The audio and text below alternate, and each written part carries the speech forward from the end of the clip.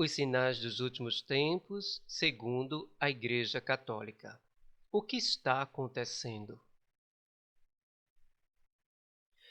Você já se perguntou se os acontecimentos atuais têm alguma relação com aquilo que Jesus anunciou sobre os últimos tempos? Guerras, crises, perseguições religiosas, confusão moral e uma crescente indiferença a Deus têm levado muitas pessoas a fazer essa pergunta. Mas será que a Igreja Católica ensina que estamos próximos do fim? O que a Bíblia realmente diz? E quais são os sinais que antecedem a volta gloriosa de nosso Senhor Jesus Cristo? Neste vídeo, vamos descobrir o que ensina a Igreja Católica, o Catecismo e as Sagradas Escrituras sobre os sinais dos últimos tempos. E atenção, a resposta pode surpreender você. O que a Igreja ensina sobre os últimos tempos? Antes de tudo, é importante entender que a Igreja nunca marcou datas para o fim do mundo. Pelo contrário, Jesus afirmou claramente: quanto àquele dia e àquela hora, ninguém sabe, nem os anjos do céu, mas somente o Pai. A Igreja ensina que vivemos os últimos tempos desde a ascensão de Cristo. Ou seja, toda a história da Igreja acontece na expectativa da volta gloriosa de Jesus. O foco do cristão não deve ser adivinhar datas, mas permanecer preparado para este dia. Primeiro sinal é o esfriamento da fé. Um dos sinais mais preocupantes anunciados por Jesus é o esfriamento da fé. Muitas pessoas abandonam a prática religiosa. A oração é deixada de lado. Os valores cristãos são rejeitados e Deus deixa de ocupar o centro da vida. Não se trata apenas de quem nunca acreditou, mas também daqueles que conhecem a fé e acabam se afastando dela.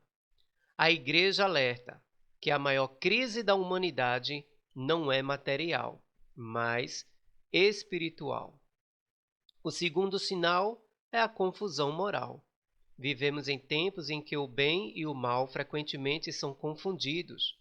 Aquilo que durante séculos foi reconhecido como verdade passa a ser questionado. Muitas pessoas desejam viver sem referências morais e sem compromisso com Deus. O Catecismo ensina que antes da volta de Jesus Cristo, haverá uma grande provação para a fé dos fiéis.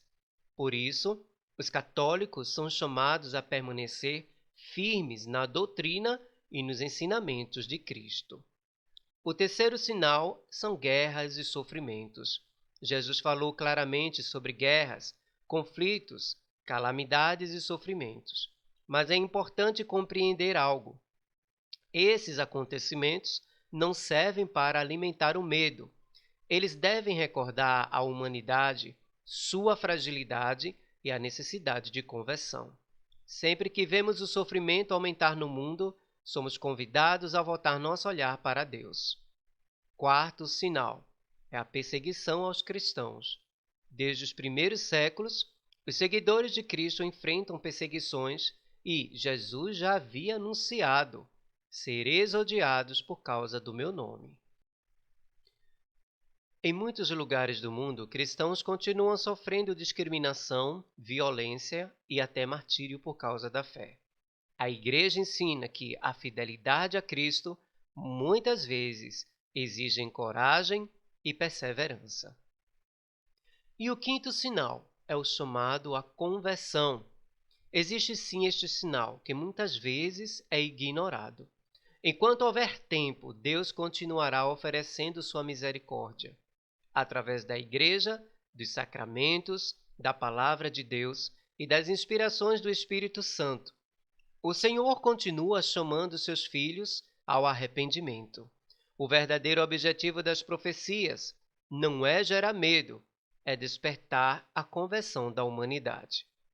Mas existe a mensagem de esperança da Igreja. Quando ouvimos falar dos últimos tempos, alguns sentem medo.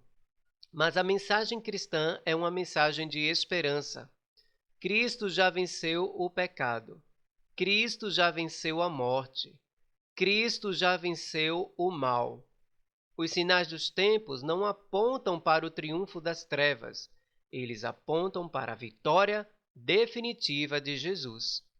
Por isso, o cristão vive vigilante, mas também vive confiante. Mais importante do que perguntar quando acontecerão os grandes acontecimentos é perguntar: se Jesus voltasse hoje, eu estaria preparado para encontrá-lo? Essa é a pergunta que a Igreja nos convida a fazer todos os dias. Se esta reflexão tocou no seu coração, escreva nos comentários: Senhor, fortalecei a minha fé.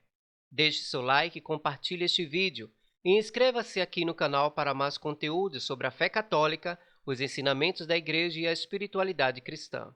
Que Deus abençoe você e a sua família. Salve Maria!